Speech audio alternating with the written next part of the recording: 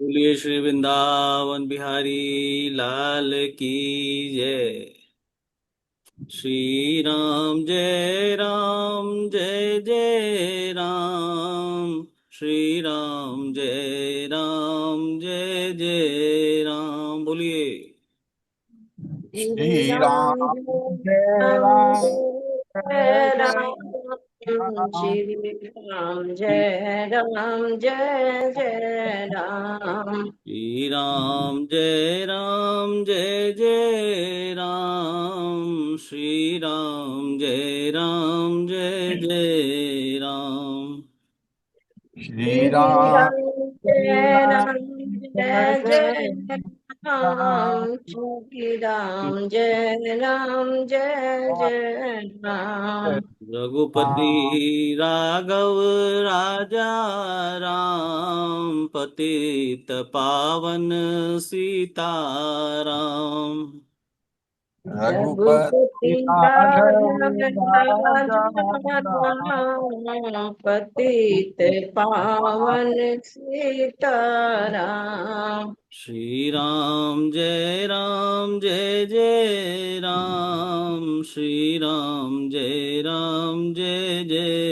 राम। श्री श्री राम राम जय राम राम जय जय जय जय राम। राम श्री श्री राम जय जय राम बोलिए श्री सीता रामचंद्र की जय। सब संतन की जय। गुरुर् ब्रह्मा गुरुर्विष्णु गुरुर्देवो महेश्वरा। साक्षात् परब्रह्म तस्मै श्री गुरुवे नमः। तस्मै श्री गुरुवे नमः। जय जय श्री राधे। श्रीमद् भागवत महापुराण का द्वादश स्कंद का 7वां अध्याय है। विषय अथर्ववेद की शाखाएं और पुराणों के लक्षण। यहाँ सूत जी कहते हैं शौनक आदि ऋषियों से, मैं कह चुका हूं कि अथर्ववेद के ज्ञाता सुमंतु मुनि थे।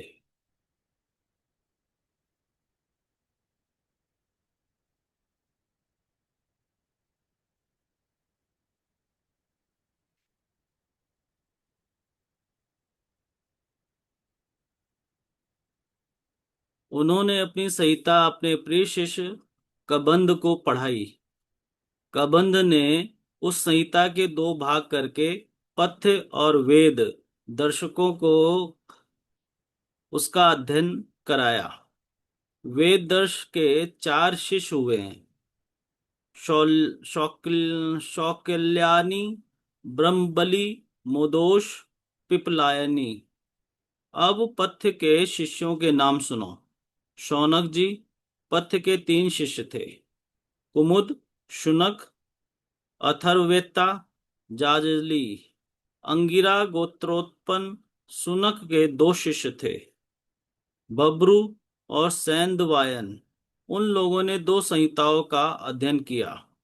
अथर्ववेद के आचार्यों में इनके अतिरिक्त सैंदवाय नादि के शिष्य सावर्ण आदि तथा नक्षत्र कल्प, शांति, कश्यप, आंगिरस आदि कई विद्वान और भी हुए।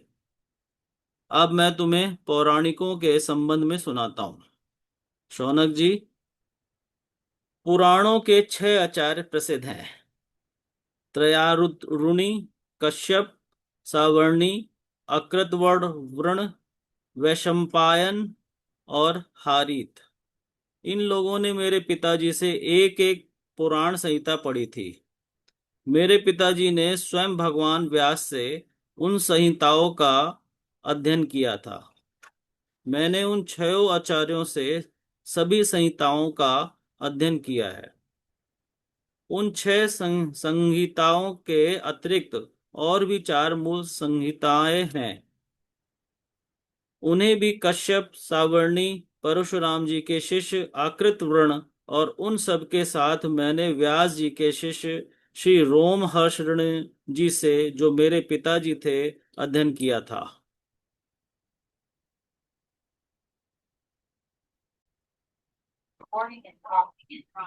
उन 6 संहिताओं के अतिरिक्त और भी और 4 भी मूल चार मूल संहिताएं थीं। संहिताएं।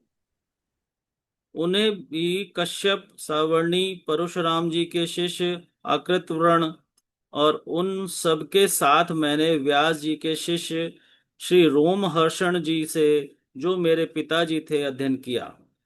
शौनक जी, महर्षियों ने वेद और शास्त्रों के अनुसार पुराणों के लक्षण बतलाए हैं। अब तुम स्वस्थ होकर सावधानी से उनका वर्णन सुनो।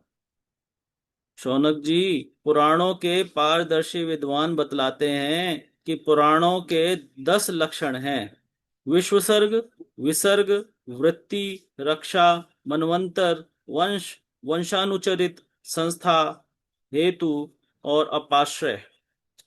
कोई कोई आचार्य पुराणों के 5 ही लक्षण मानते हैं। दोनों ही बातें हैं, क्योंकि महापुराणों में 10 लक्षण होते हैं और छोटे पुराणों में 5।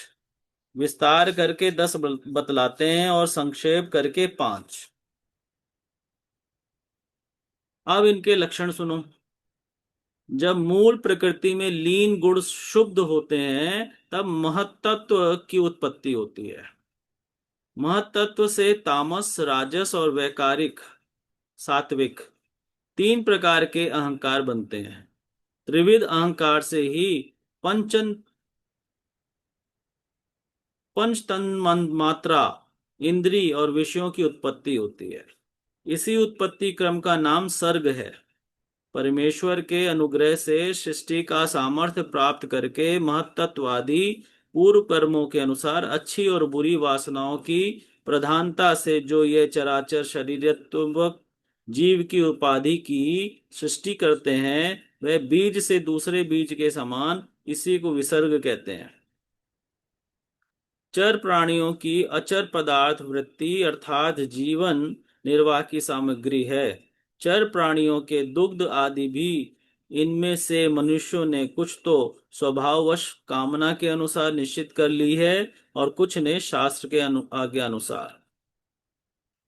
भगवान युग युग युग में पशु पक्षी मनुष्य ऋषि देवता आदि रूप में अवतार ग्रहण करके अनेकों लीलाएं करते हैं। इन्हीं अवतारों में से वे धर्म के विरोधियों का संहार भी करते हैं। उनकी यह अवतार लीला विश्व की रक्षा के लिए ही होती है, इसीलिए उनका नाम रक्षा है। मनु देवता, मनु पुत्र, इंद्र, सप्तऋषि और भगवान के अंशावतार, इन्हीं 6 बातों की विशेषता से युक्त समय को मनवंतर कहते हैं। ब्रह्मा जी से जितने राजाओं की सृष्टि हुई है, उनकी भूत, भविष्य और वर्तमान कालीन संतान परंपरा को वंश कहते हैं। उन राजाओं के तथा उनके वंशधरों के चरित्र का नाम वंशानुचरित्र है। इस विश्व ब्रह्मांड का स्वभाव से ही प्रलय हो जाता है। उसके 4 भेद हैं: नैमित्तिक, प्राकृतिक, नित्य और अनित्य। तत्वज्ञान विद्वानों ने इन्हीं को संस्था कहा है। पुराणों के लक्षण में हेतु नाम से जिसका व्यवहार होता है, वह जीव ही है, क्योंकि वास्तव में वही सर्ग विसर्ग आदि का हेतु है और अविद्यावश अनेकों प्रकार के कर्मकलाप में उलझ गया है।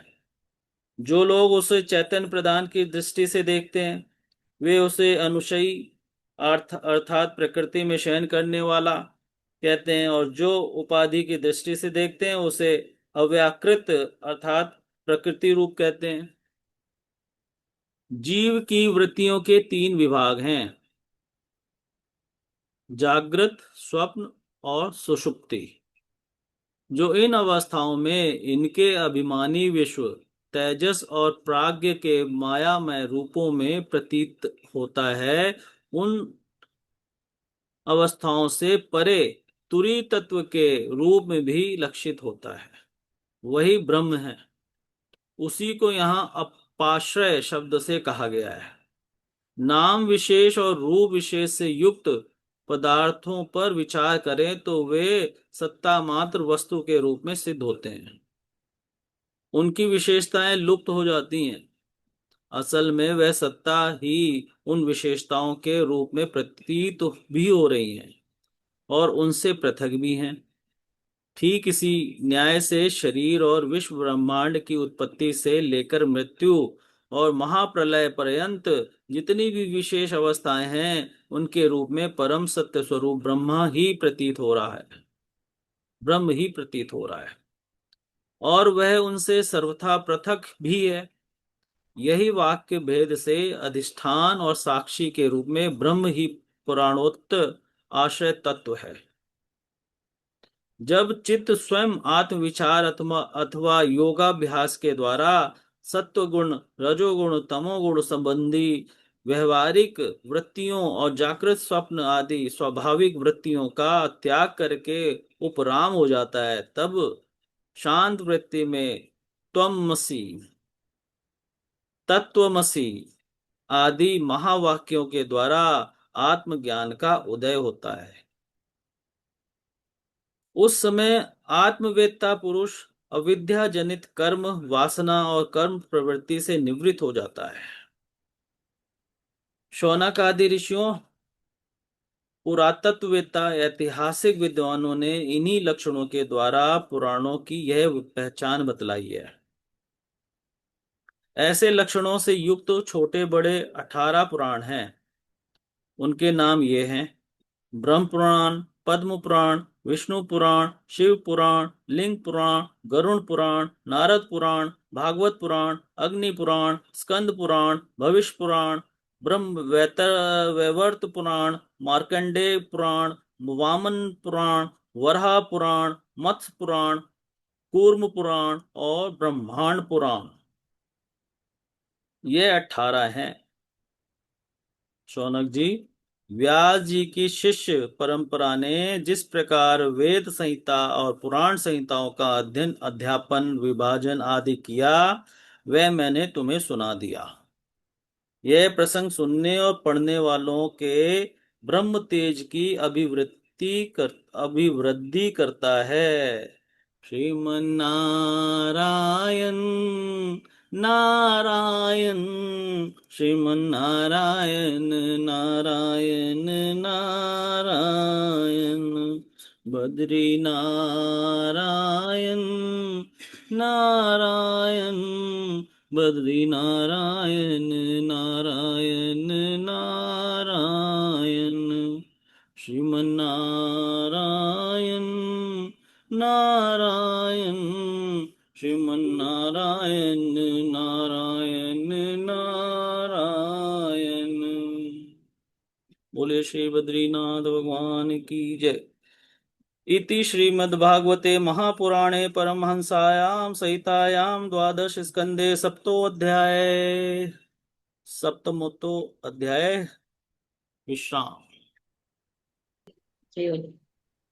श्री राम जय राम, जय जय राम, श्री राम जय राम, जय जय राम। बोलिए राम जय राम, जय जय राम, श्री राम जय राम, जय जय राम। श्री राम जय राम, जय जय राम, श्री राम जय राम, जय जय राम। श्री राम जय राम, जय जय राम, श्री राम जय राम, जय जय राम। रघुपति राघव राजा राम, पतित पावन सीताराम। रघुपति राजा राम, पतित पावन सीताराम। श्री राम जय राम, जय जय राम, श्री राम जय राम, जय जय राम। श्री श्री राम राम जय जय राम राम जय जय राम श्री राम जय राम जय जय जय राम। श्री सीताराम भगवान की जय। जय सब संतन की जय। जय जय जय श्री राधे। जय जय जय श्री राधे राधे श्याम। श्याम।